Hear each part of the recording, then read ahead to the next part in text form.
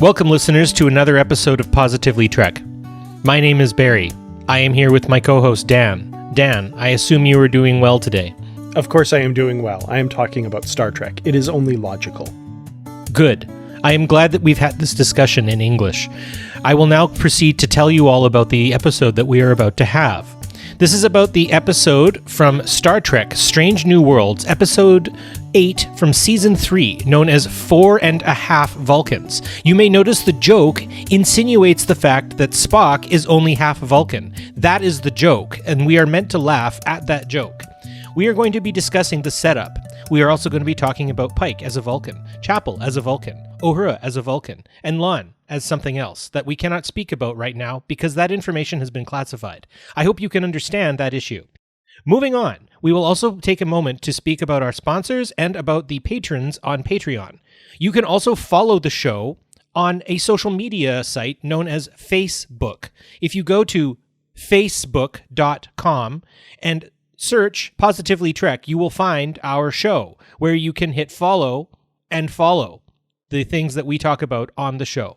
Logical and concise. Excellent. Welcome, everyone, to another episode. That was my Vulcan. I was completely ad-libbed. I hope that went well. I think so. I can't sustain that. That's yeah. Wow. I was impressed. I was trying really hard not to laugh that whole time. Well, the good thing is we do the 2 tracks. You can always just, if you're in hysterics, I can just keep on going here. No, this was an episode, wouldn't you say? This was an episode of Star Trek. Of Star Trek Strange New Worlds. Yes, it was. And I think by the end of this, we will have decided if we enjoyed it or not.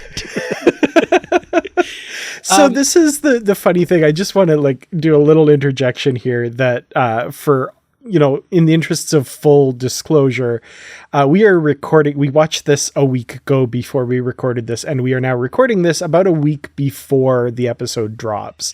So kind of like some other episodes earlier, I'm really wondering what the reaction to this is going to be. And I'm kind of afraid that I know what the reaction to this is going to be. But so just so everybody knows, we're in a bit of a vacuum here. We don't know. It hasn't dropped. The public perception isn't a thing yet. And maybe I'm a little nervous about what that public perception is going to be. I don't know if nervous is my word. I think this is the pick and mix episode, as I've said many times. This is the throw McDonald's hamburger pickles at the window to see what sticks. I really feel like the writers, undid their collars and just let it all out. This episode was entertaining. I'll give it that, right? We know the characters well enough. It's very clear that the actors had fun doing this episode too, which ultimately I just don't know if we were in on all the jokes, if that makes sense. That is a good way to put it, possibly, especially with some stuff that we'll talk about. But yeah.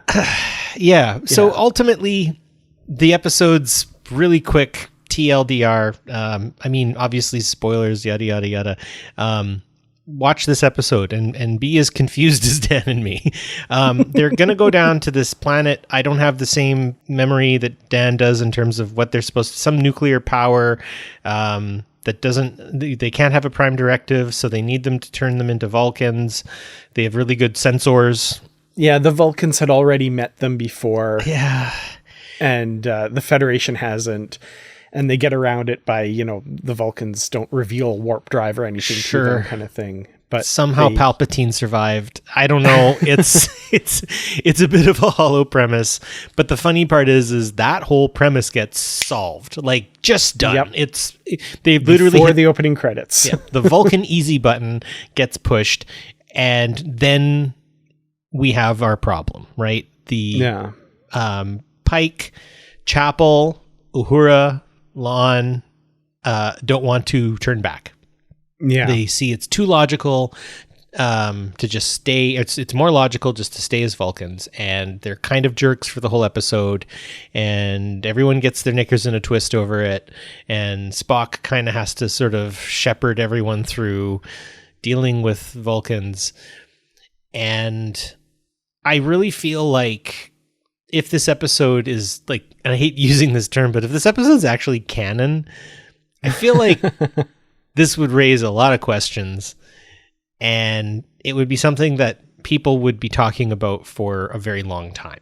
Like, I don't know. It's Pelia was also supposed to turn into a Vulcan, but just like her, when apparently she tried the very illegal drug LSD. Do not do it, folks. It is illegal. It is a mind-altering substance. It can do severe harm to your psyche. But she said that she had this problem. What was it? Yeah. So she can't change with the serum. Everyone else is writhing on the floor and she's jealous. And she says, honestly, I had the same problem with LSD in the 1960s and the 1990s and last July. Oh, boy. And I honestly just about fell off my chair. Like, that was genuinely hilarious. Oh boy. Yeah, the whole setup of this episode is really just nothing will be taken seriously. Mm-hmm. Yeah. And even before anything takes place, like, there's kind of a weird atmosphere in the show. Like the opening briefing where they're talking about this, Pelia is trying to get Pike to give her a high five, and she's like jabbing him in the ribs and stuff. And I'm just like, okay, they're trying to establish a tone, and they establish a tone. I don't know how I feel about that tone, but they work really hard to establish it early on before even the hijinks happen. I think maybe impose is a better word than establish. Yes. They really don't give you a chance to breathe. It's just, now we're funny. This is kind of a cartoon. Get used to it. And I mean, this series has already kind of had its like serious, funny, back and forth way of handling itself. And I guess we had 2 serious in a row. So like the funny has been built up now. And they were really good, serious episodes, like some of the best Trek. And now we're getting just a game shifting without the clutch. Kind of just dropping out of warp speed here and not really paying attention to where we're landing. The entourage music was really great while these Vulcans are walking down the hallway. Yeah, and again, just a very strange tone. Like, very, I don't know if it was actually Beastie Boys or just Beastie Boys-esque as they're walking down the corridor. And I'm flashing back to Trek 09 already and Star Trek Beyond. I'm like, oh, this is... Oh, the imposed tone. There you absolutely. Yeah. And then they go down to the planet and it's fixed in seconds. Like literally seconds, they just go and fix it. And then we get the opening credits, which I do have to say put me in hysterics. That was hilarious. They committed to the bit. I have to give them that. Mm-hmm. With Pike, space, the final frontier. These are the voyages of the Starship Enterprise.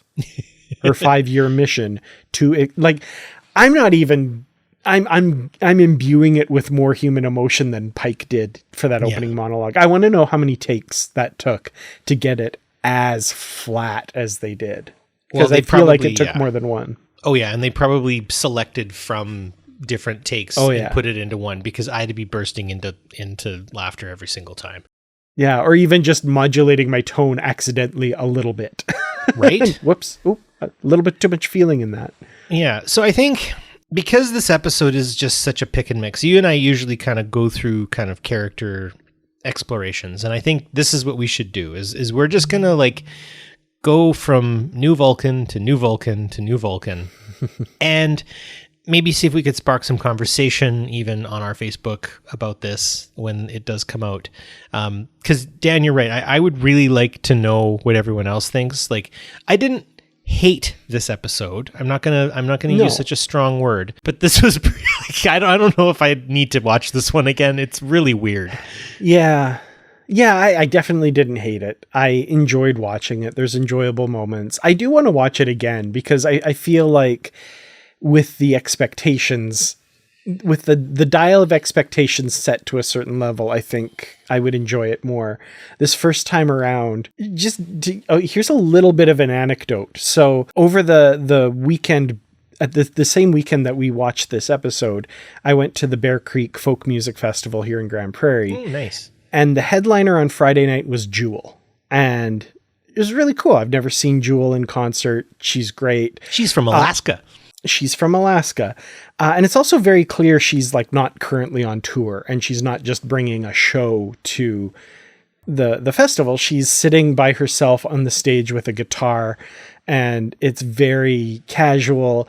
And at one point she has this guy, I can't remember his name, I'm sorry, who comes out on stage, and like he's the one that convinced her to come to the festival, and they sing together.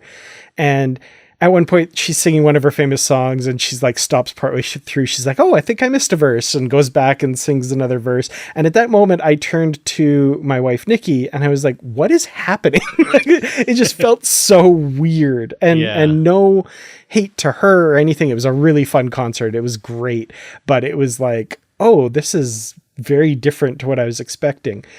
This episode, I think literally I said the same thing to you at a couple points. What is happening? Yeah. You did actually look lost, and I felt like I needed to hold your hand until your parents came to get you at customer service. Yes. You did actually have like an existential look of like your eyebrows were around here pretty much the whole time. And for those of you listening, his eyebrows were like halfway up his forehead. Not the Vulcan style, the Groucho Marx surprised style. Yeah. Yes. I mean, I think we mentioned this already, that the actors clearly had fun doing this. It was very much like you could tell they were really having fun as an ensemble, kind of getting to do something a little bit different. Each one got to do their own impression of a Vulcan, but I feel like though they committed very hard to the bit, I would say about halfway through this episode, I was pretty done with the bit.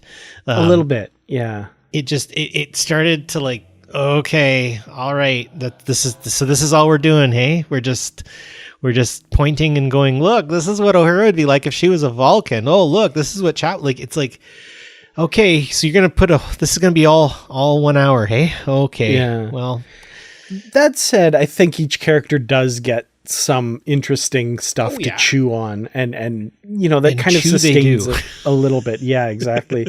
So I like your idea of going through each of them and kind of talking a bit about them. So Pike, let's start with Pike. Let's talk about the fact that I feel like he became even more like vertical as a Vulcan. Like he reminded me actually of like those like Klingon cathedral ships from the first season of Discovery.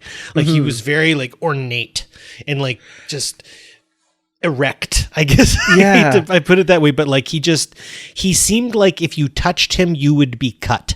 Like he was sharp and like very harsh and severe looking and just like he was almost, there's almost something like demonic about the way he like, it was a very weird look. You said he got more vertical, but at the same time, he felt kind of squat to me in some instances. And I realize it's because they made his hair so much higher that the camera actually had to put him lower in the frame when he's speaking. Like his face is lower. And I was like, I couldn't figure out why he was feeling kind of squat sometimes. And I think it's literally they wanted to get that insane amount of hair. And like we're talking about Pike, it's already up tall, and then they increased it by like another 2 or 3 or 4 inches. It's nuts. And like he must have hair extensions. Oh, yeah, or something. Like, good Lord, computer generated. I don't know, but yeah, I felt like you if you touched his face, you'd cut your hand open. Like he was just, very like jaw, like his I don't know. I'm sure they had makeup to accentuate that jawline and stuff. Yeah, very severe. And those eyebrows too. Like they really he was a shock to see. Like the other Vulcans all looked very Vulcan. He looked Like, I don't know. Well, also, and I noted this while we were watching too, the way he talked with that unaffected thing, it also felt like sometimes it got a little bit like Great Gazoo-ish or like kind of, and I thought he kind of sounded and acted a bit like the aliens from Galaxy Quest. Like he was just a little bit like kind of buzzy and the way he moved around and stuff. It felt a little bit, no offense to Anson Mount or anything like that. He made a choice with this and went with it and stuff. His felt a little bit more put on than the rest. He felt like he was doing a thing, whereas the others felt like they were being Vulcan or other, as we will get to. Yeah, I felt like he could have started turning around and going at any moment, right? Like, yes. It was very weird. He felt not just Vulcan, but like Martian alien kind of thing. Yeah. And they leaned on, I mean, all of these Vulcans are jerks. And they really hammer that home. And I guess like the Vulcans of Enterprise, I really do take as like my like headcanon Vulcans. And they're definitely not a people without their flaws like any other group of people. But I don't know, they really ham up this idea of aren't Vulcans jerks? And it's like, no, actually, they're not always jerks. They saved us from ourselves back in the day. And, you know, they are a peace-loving people who, you know, have a very nuanced culture. They deal with emotion. Like, they never really got into, like, the meat of what it's like to be a Vulcan. It just was, I'm Vulcan, I'm better than you. Look at how, like, it's kind of like, everyone knows I hate the Big Bang Theory, and I'm not even going to pretend. I despise that show with a preoccupying adult hate. And it's because the way they portray nerd culture is by making nerds fragile, easily insulted, who stalk women and act selfishly. And it's like, no, the nerds I know are Dan, who is the opposite of all of those things I just mentioned. You know, actual nerd culture. Well, actual nerd culture is like human beings who walk around and say things like everyone else. We're not these like cartoonish caricatures of what you non-nerds think we are. This is a projection. And so I guess like in that respect, I kind of got like a Big Bang feel that I was almost like, these are insufferable idiots. They're not Vulcans. There's nothing Vulcan about these people other than their logic. But even in that, they were being so incredibly illogical, right? A real Vulcan would say, logically, I should return to the species I started from despite whatever. But instead, it's this, it's just very hollow. And I think it was mostly accentuated when he was in the kitchen with Batel, when he's cleaning and cleaning and cleaning and cleaning. And it's like, okay, we get it. Thank you. Yeah. And then it gets worse. it was done as a joke. Which, I mean, inherently this episode has to do because that's the tone they've imposed on us. It's the joke episode. But with Pike in particular, it illustrated a part of the story that like I really didn't appreciate, and it sounds like all I'm doing is ragging on this episode, but it's okay. The little subplot that he has to deal with is that Captain Batel wants to go back to her job with the Federation JAG office, basically, and Admiral Pasalk, who you will remember is a real jerk Vulcan from last season. She has to, you know, she's going to do a dinner for him and woo him and get her job back. And now Pike, as the Vulcan, is going to be brutally honest and say that, you know, maybe she's not ready to head back to work. And they're going to have this conversation as though she's not even in the room.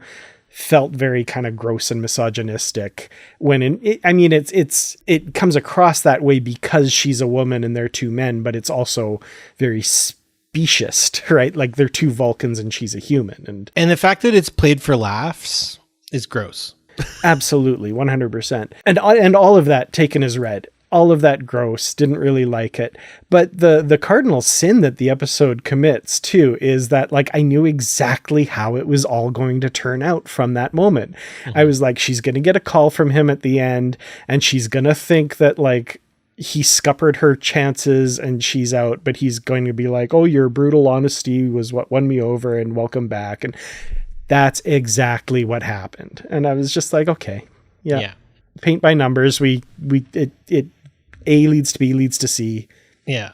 Yeah. Do you remember, this is a really deep cut. Do you remember the Simpsons episode? I think it's a Halloween special episode where Grandpa gets put into a love machine and he's the love-matic grandpa. Yes. And Mo uses him to get a girl. And at the end, she's like, you stupid, this, the blah, blah, blah, sweet little angel. Right? It's that kind of feel of like, oh, this is just an 80s comedy show. It's the sitcom ending. It's absolutely the sitcom ending. Yeah, it totally is. Oh, which I mean, isn't inherently bad, but like I shouldn't be able to know how that's going to turn out from halfway through the episode. That, you know. Well, and also like, I don't know, this really gives a convenient out for Battelle. And I really hope that this isn't like the last we see of her. I mean, I haven't watched the previews, so I don't know for sure. But like, I hope like if she does get this position and all this sort of stuff, that like they don't just, I don't know, like, how did you get this position? Oh, well, my boyfriend became a Vulcan and badmouthed me until I got the job. Like, that's kind of what it feels like. I mean, I know she defends herself. She stands up for herself. That's really, really great. But yeah, you're right. It just doesn't. Yeah, that said, in that scene, yeah, you bring that up. I do appreciate that she like slams her hands on the table and is like, okay, this is ridiculous. And, yeah, you know, I'm actually kind of mixed on that though, too, because she does stand up for herself, but she also does it in what might be termed by some corners as an hysterical human way, right? Like she kind of loses it a little bit, and it's like, oh, look how, you know, uncontrolled these humans are and these human women are, right? Like it's like, oh, I don't think the episode is trying to say that, but it kind of accidentally does, maybe. Yeah. It's real pick and mix. Yeah. It's kind of everything and nothing at the same time. So let's move on to Nurse Chapel, who, yes, I would argue is, for me, not the most believable Vulcan, but easily the least high stakes situation. I'm not going to be anybody's friend anymore. I'm just going to work on my stuff. And that is all. What, like, how is that logical? Like, yeah, I honestly didn't buy her, I don't want to be friends with you. I don't want to be this with you. I'm just going to work on my blah, blah, blah. It's like, what exactly is logical about any of this, right? Vulcans do cultivate and maintain relationships. You're aware of that, right? So, yeah. Though I thought it was cute watching her kind of storm around and do all her experiments and be really serious and stuff like that, I thought that she was a cute Vulcan, I guess you could say, in that kind of, you know, amusing kind of way. I didn't really see that like lasting. I just knew like, no, she's totally going to come around. Like this isn't going to last, kind of thing. I actually thought of her, of the four of them, as kind of the most believable Vulcan. You know, on the face of it, just looking at them and thinking of typical Vulcan characteristics before they turn into Vulcans, I would not have expected. But to me, I think Jess Bush did a great job, other than I'm separating a little bit the acting and the script she's given. Yeah. So I think like her acting and the way she carries herself, I felt like, oh, she's a Vulcan. That's really cool. The like breaking up with friends thing was a little bit over the top, I think, but she did really good with what she got, I think, honestly. She worked with it, and you know what? She gets a lot done, doesn't she? Yes, she does. And luckily she fixed the Kirkovian serum before deciding like, well, we're never going to use this. We're going to stay this way. But thankfully she did complete her work on it first. Yeah. That would have been bad if she hadn't and was like refused to. I guess like what she does is a type of wish fulfillment for me in a strange way. Just today I was working with another fellow teacher, and this new teacher is doing basically the course I did last year. And you know, we as teachers, we like to share our information and stuff. And so this teacher asked me like, so like, how many times have you taught this course? And I'm like, only once before. And she was like, what? Like, you have like so much information here. And I'm like, well, that's because when I went home, this is what I did. Some people watch TV, some people go on jogs, some people play with drones, some people jump on the trampoline. I did this. I just focused on this, and I really enjoyed it. And so I can see the appeal, but also like, that's like a kid locking themselves in their room to just play with their toys kind of thing, right? Like you do actually eventually have to start socializing again and all that sort of stuff. So it was a cute subplot to the larger plot that I think I want to maybe talk about a little bit more. And that is Uhura really abusing her Vulcan powers. Like, yes, to the point of like, there is an ethical question to be asked here. Very illogical. Yeah. So again, this is a story where I actually didn't totally see where it was going at times, which was a little bit more welcome. But she's, of course, been dating Beto Ortegas, and now he has to deal with his girlfriend becoming a Vulcan. And, you know, he's this kind of aw shucks self, and she doesn't have time for that. So she is going to change him. Mm-hmm. And at first, because he's got long hair, I was like, did she like inject him with the serum and turn him into a Vulcan? Because he's going along with everything and being all logical and stuff.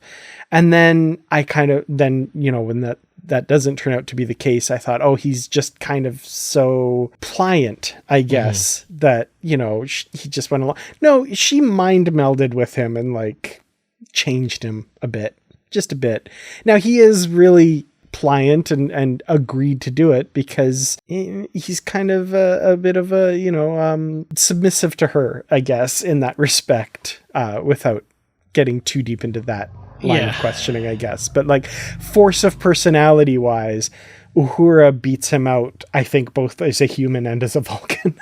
Yeah. I mean, I guess, you know, this was consent. He did technically consent.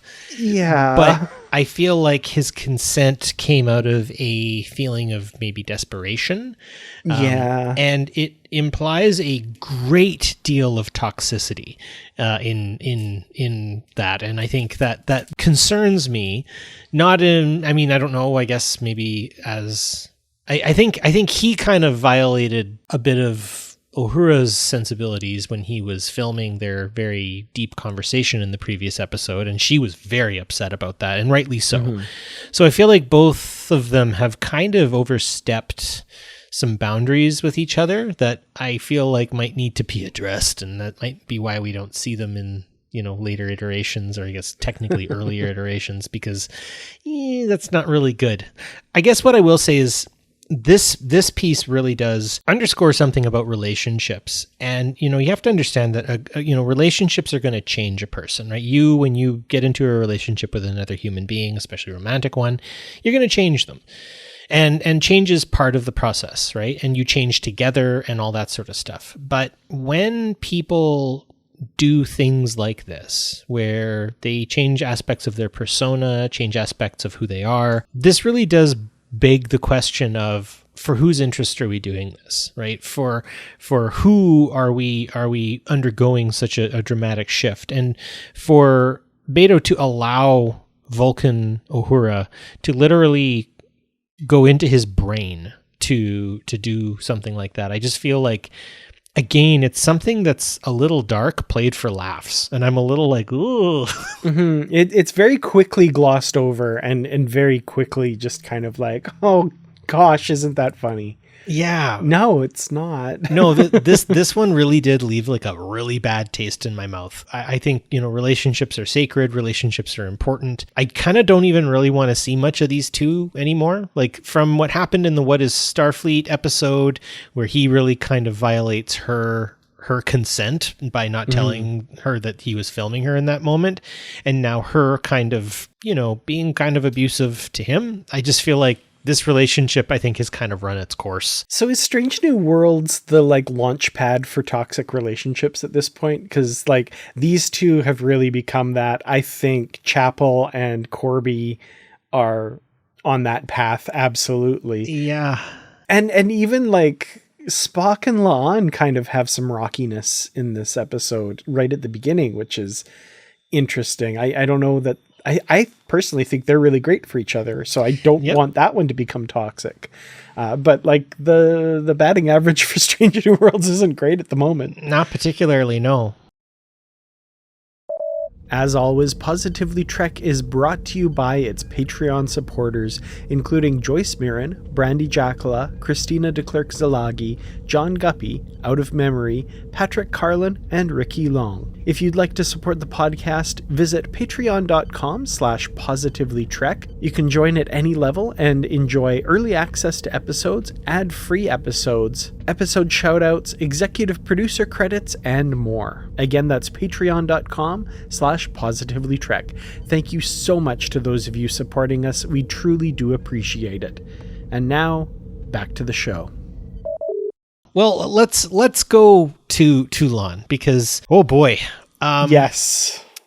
First of all, I like that Romulans get invented again in this iteration. That like the bow and arrow, and we have archaeological proof that human beings have independently invented the bow and arrow several times. It's just something in us that we like. Cool, twang, this works. That you just add the right ingredients and you get a Romulan. And I think, or like 5 separate iterations of the evolution of crabs on Earth, I think. There you go. Yeah. Are Romulans just crabs? Yeah, they're very crabby. Very crabby. I like the subtlety on how she emerges as the Romulan. It isn't immediate, but you start picking something out here just as you're going. You're like, oh, okay. And I do appreciate her little exchange with Pike, because they both had real experiences, and it's very, again, played like high school, students talking to each other in the hallway, 3, 2, 1, go, that kind of thing. 3, 2, 1, Romulans. Yeah. It's this actually, I have to say, was my favorite part, watching Lon. She's terrifying. I do want to say something about what we were talking about before, which is the emergence of Romulans. And in retrospect, to me, this is kind of what all 4 of them should have maybe come out like, because like, what are Romulans but Vulcans that haven't learned the teachings of Surak, right? Like, that's what Romulans are. They split off before the Vulcans found logic. So that's a cultural thing. That's not a biological thing. Now, the episode does have one line, which I still don't really understand and couldn't really parse, where they said that like their transformation into Vulcans was based on Spock's lived experience. So they will be logical and all of that, even though that's not biological, that's whatever. And I didn't quite get how they said that happened, but I get why they said it, because they want them to be logical Vulcans. It didn't make a ton of sense to me, but like the Lon thing seemed almost more natural to me, because that's what a Vulcan is without the cultural stuff. That's a really good point. And, you see she really projects through her Vulcan emotions.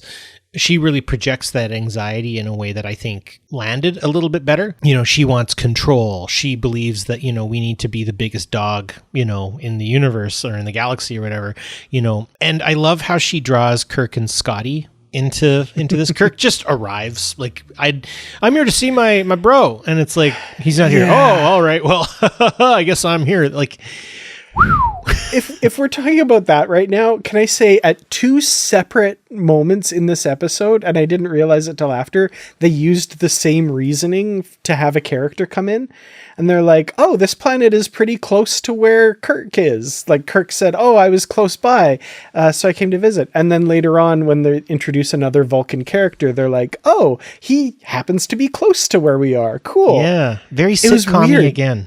And it was like the same language around it too. I was like, is this just the nexus of all realities? Like, where are they? Yeah, the nexus of all realities. Well, and kind of bringing this back to Lon, because I feel like there's more to talk about with Kirk and Scotty, specifically about their development as characters here, because we do get some more progress for them, which is great. Yeah. But I just like how they get to react a lot to Lon, and she just sort of gets to kind of boss them around. But they start realizing that she is like Barney Rubble, like major trouble here. And so they start trying to find ways to like work around her a little bit. She and Kirk, the way they interact, if you've seen Ghostbusters, she's very much Zool and he's very much Venkman. When Venkman goes to Dana's apartment when she's Zool, and he's got to kind of go along with it, and he knows something is very wrong, but he's still like gotta kind of figure it out. Like, are you the keymaster? No, slam.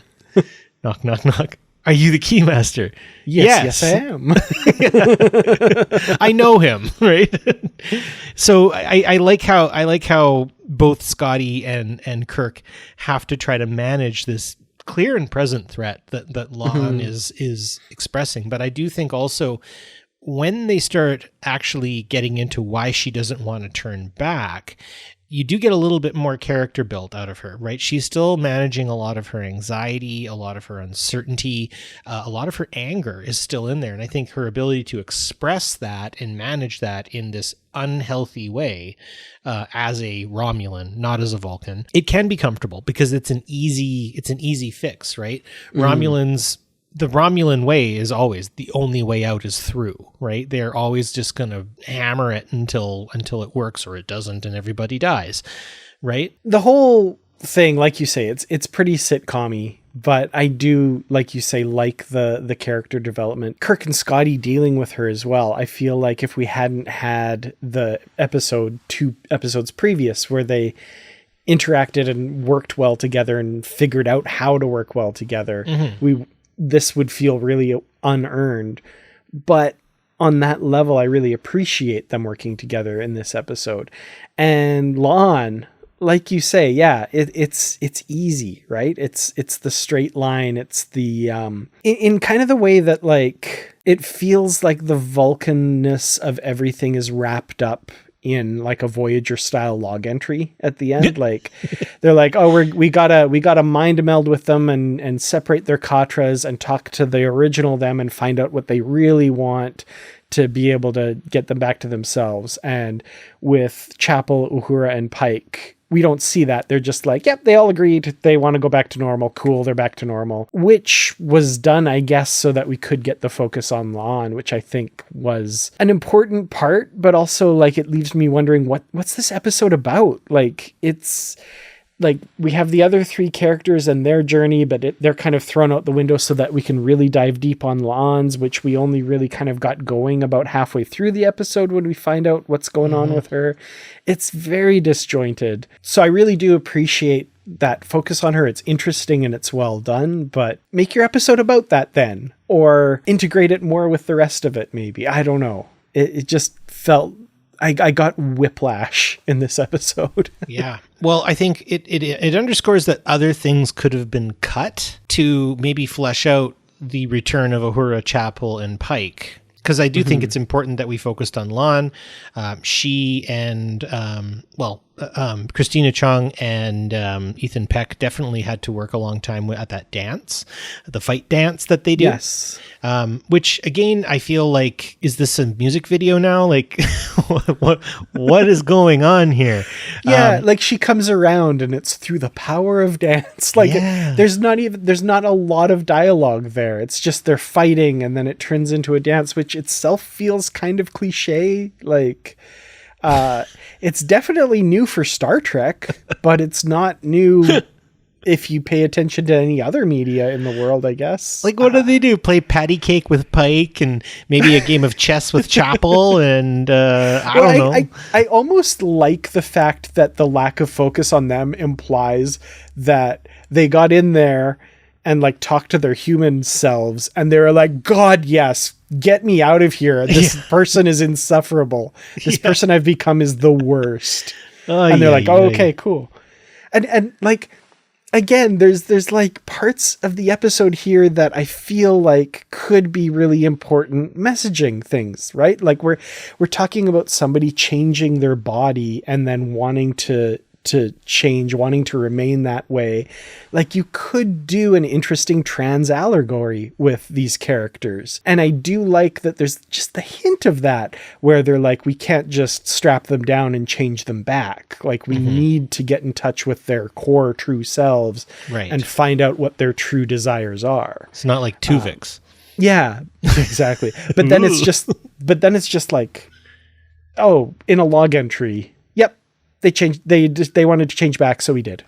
Yeah. Oh, okay. Well, aside from Kirk and Scotty's little glass clink at the end, which I really enjoyed, they're like, yeah, we did it, buddy. Like, you can tell they've made friends. This is good. This has totally set them up. Where's Bones, right? Like, that's kind of what I'm saying now, right? I think the reason why they had to cut out all of that important stuff is because Patton Oswalt showed up as Doug, the Vulcan. Oh, man. And Rebecca Romijn showed us a side of her Una character that is really hard to unsee. And this is where I want to spend as much time as it takes, Dan, to unpack what the hell happened there.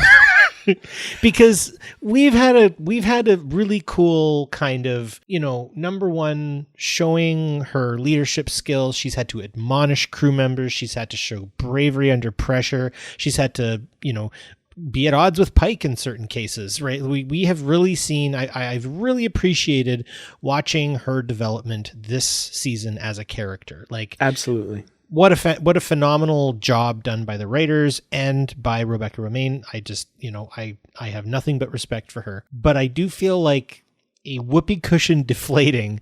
That's kind of what I got from this. That again, played like a sitcom. Yeah. We see a side of her that I find so wildly unbelievable. Mm-hmm. And I mean, there's room for goofiness, there's room for odd behavior and stuff, but they dialed it up to 11 here, where like it feels like there's hijinks happening in the episode, so everybody must be wacky. And none of it's earned.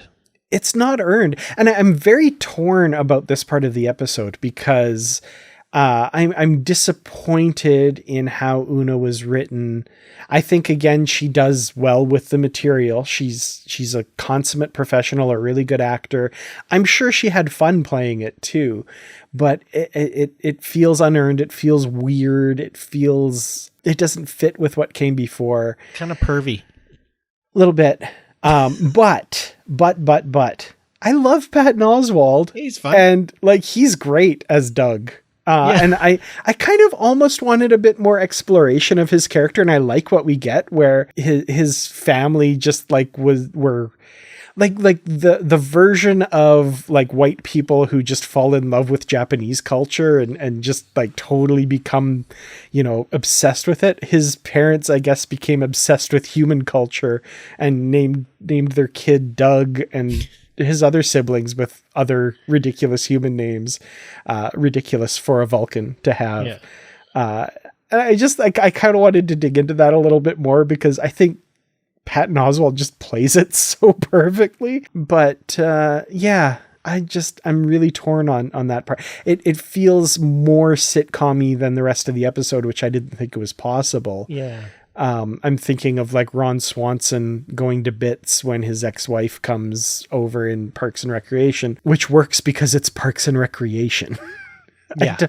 I feel like all I'm doing is harping on this episode. I enjoyed a lot about it. There's things that I enjoyed, but like this just bugged me and I didn't like it.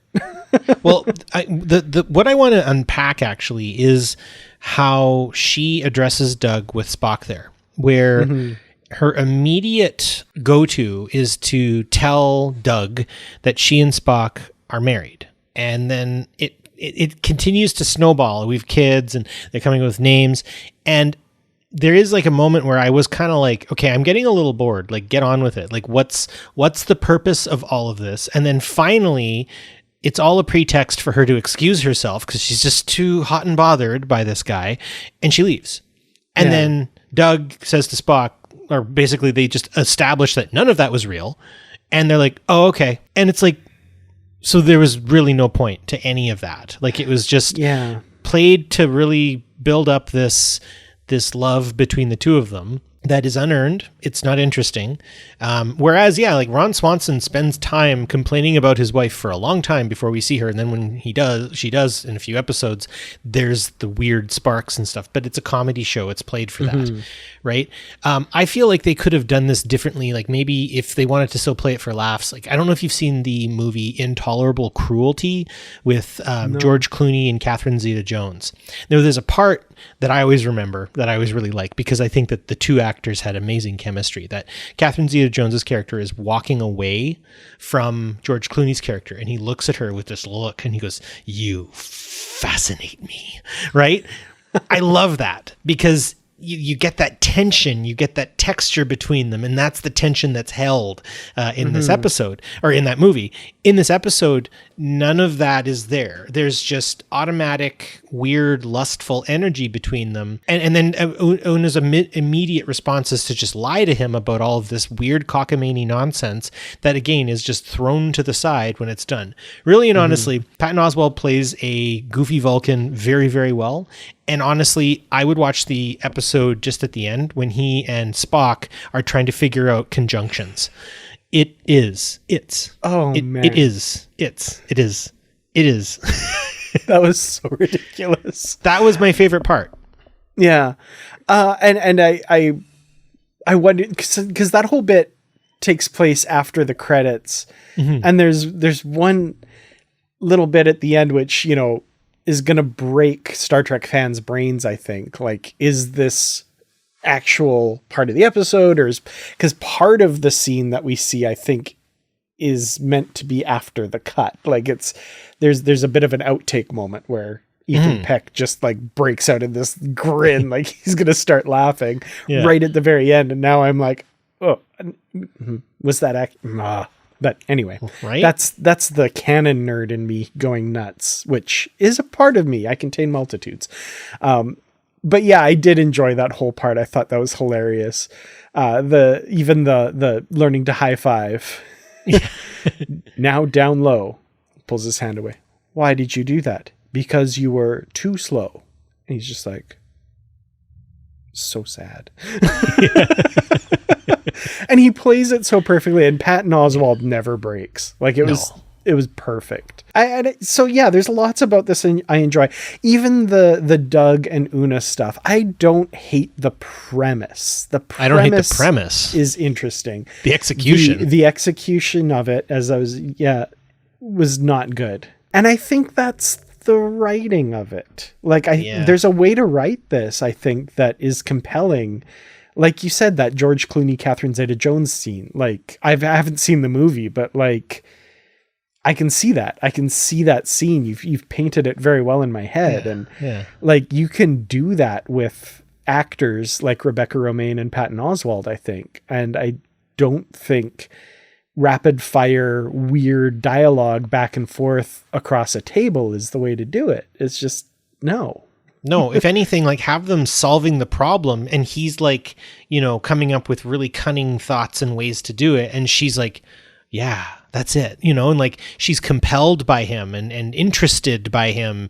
And he's saying stuff that's like maybe disarming her a little bit, right? This, commander of Starfleet is getting kind of, she's having her walls break, but like, that would earn it, right? For me.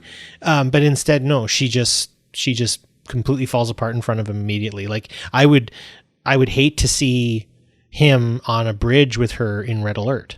Yeah. Right. Like, she has been completely compromised by this person in a way that it's unfortunate because I think number one is a very strong character, and there's something compelling about seeing that strength be knocked off kilter a bit, but yeah, unearned. It didn't feel genuine to me here. And Patton Oswalt is a accomplished enough actor. Absolutely. Right? I mean, come on. He was in King of Queens. You know, he knows what he's doing. And also he knows how to run a sitcom too. And so like, yeah, I don't know. I think we've harped on this one long enough. It was great to see him. I hope we get to see him again. What a lovely cameo. Patton Oswalt, if for whatever crazy reason you're listening to this podcast, come on the show. Talk to us about it. We can't pay you anything, but we can help you with your conjunctions.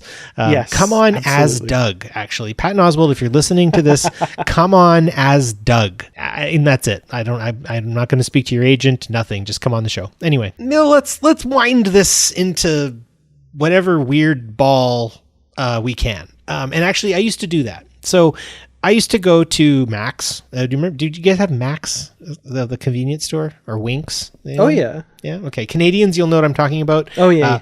7-Eleven, I guess, maybe, or Circle K for us American friends. I don't know what other places there are. Piggly Wiggly? I don't know. Anyways. Quick Stop, or is that just in Kevin Smith movies? Right? Yeah, I don't know. I used to go and you would like, back in my day, candy was between 5, 10, and 25 cents, depending on the size. And I used to grab different ones, and then you'd have to count them out for the person unsanitarily on the counter where people have been putting bills down. But whatever, I was a child. I have a cast iron immune system because of it, probably. But one thing that I liked to do was I liked to take all of the candy that I got and I would crush it into a ball and I would eat it like an apple. You are a madman, sir. And like I get it warm too. Like I would push it and press it together as best as I possibly could, and then I would just eat it as if I had picked it from a tree. You are evil and must be stopped. I wish you would have been like, you fascinate me. Anyways, maybe someone listening said that, and if that's the case, the only thing is I wouldn't do that all the time. In fact, I think I only did that like maybe 4 or 5 times, and usually it was to impress my friends. I really hope that the writers got this out of their system, because I really don't want to see an episode like this again. It was too harebrained. It was just too out there. It felt like maybe this was like a way for the cast to relieve some tension. But the way I was thinking about this when I was driving around today was, how do I want to finish this off? How do I want to like kind of put a bow on this episode and be done with talking about it in some way? And I think about it this way. If you've seen Monty Python and the Holy Grail, and they're like, Camelot, Camelot. And they're like, are we going to go to Camelot? And then all of a sudden this weird song and dance breaks out where they talk about being in Camelot. And they're like, we're knights of the round table. We dance whenever able, blah, blah, blah. I'm not going to do the whole thing. And it's goofy and it's silly for a goofy and silly movie. And then King Arthur says, no, we won't be going to Camelot. It's a silly place. I feel like if we were ever watching Star Trek and Dan, you were like, we should watch Star Trek Strange New World season 3, episode 8. I would turn to you and say, no, we won't be going to that episode. It's a silly place. And that would be that. Maybe I'm hating on this episode too much. I don't know. But I would say that if it's a one-off, I'll give it, that's it. But if they do this again, I will be a little like, okay, this is kind of silly. Like, it does build a little worry for that puppet episode that's coming up, maybe to some degree. Possibly. Yeah. Yeah. My feelings are similar. I do want to revisit it just to check it out again and all of that stuff. But this is the latest. This is the latest in the goofy Vulcan episodes, which they've done every season. But this is the goofiest of goofy Vulcan episodes. And to my tastes, and your mileage may vary, maybe you absolutely loved this episode, dear listener. In which case, I celebrate that. That's awesome. That's great. I enjoyed watching this. It was fun. There were parts that I laughed out loud at, and there were parts that I turned to Barry while we were watching it and said, what is happening? I enjoyed watching it for you. I liked watching you react to this episode. That was more entertaining. Fair enough. But yeah, I was not impressed with this episode. I enjoyed it. I will probably watch it again. There are parts of this episode that to me are very cringy. and I'm going to cringe through them every time I watch them, which is unfortunate. And sometimes that humor can really work. I think in a sitcom, it works really well. In Strange New Worlds, it pushed it just over that line. Like, I feel like a lot of what we've gotten up to now, if you think of Spock Amok or Charades, that was the other one. If you think of those episodes, they get to that line, they approach that line and they push it, but they never quite...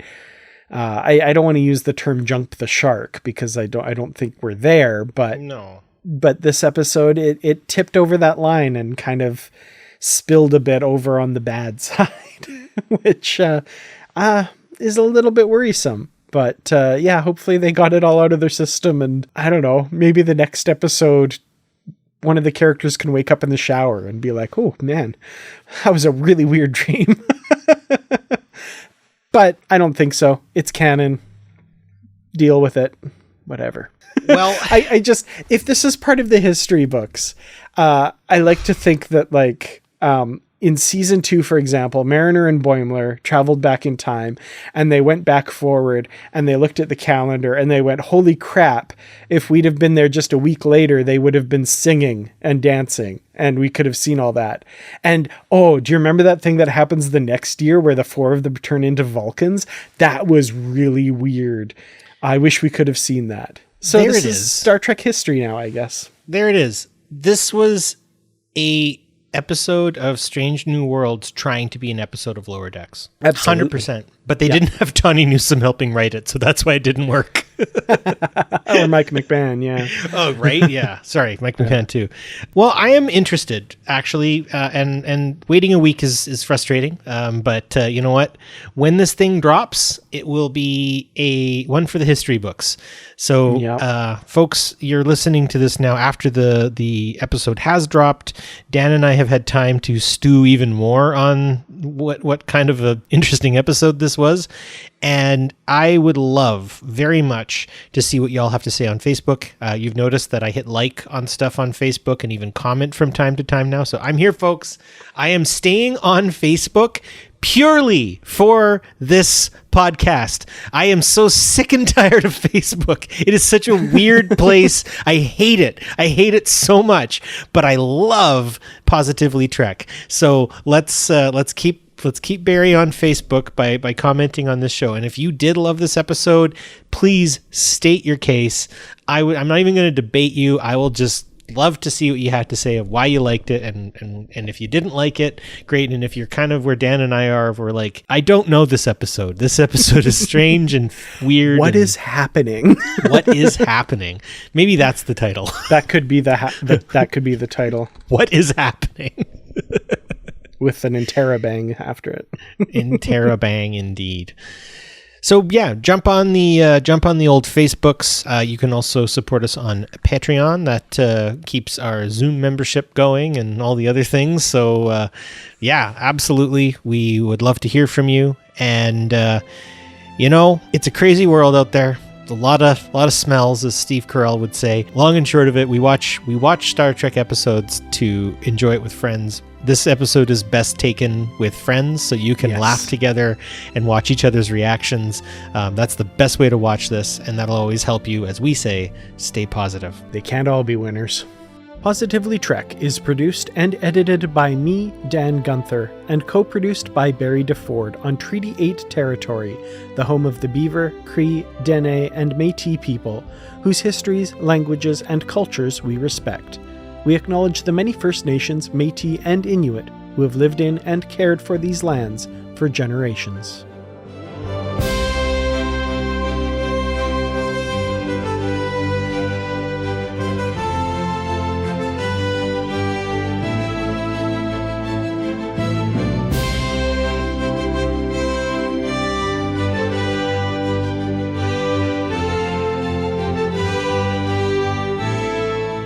See you out.